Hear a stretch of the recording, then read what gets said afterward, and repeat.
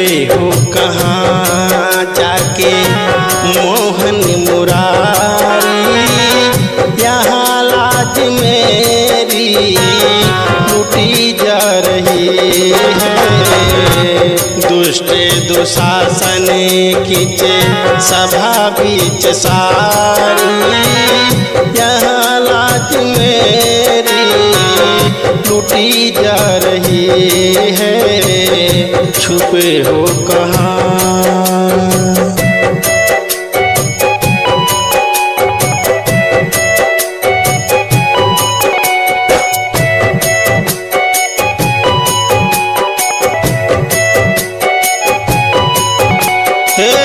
सुनी लो है कान्हा तुमको द्रौपदी पुकारे, अभी तो है लाज मेरी हाथ में तुम्हारे।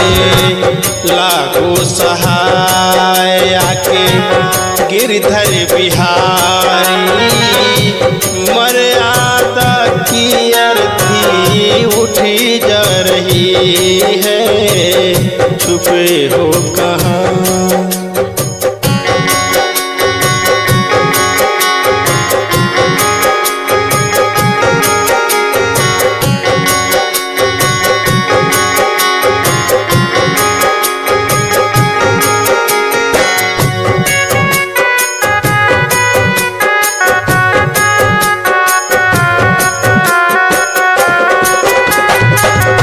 पापियों के पाप से हारे धर्मराज जी, पिताजी पितामह भी बस बोले नहीं आज जी।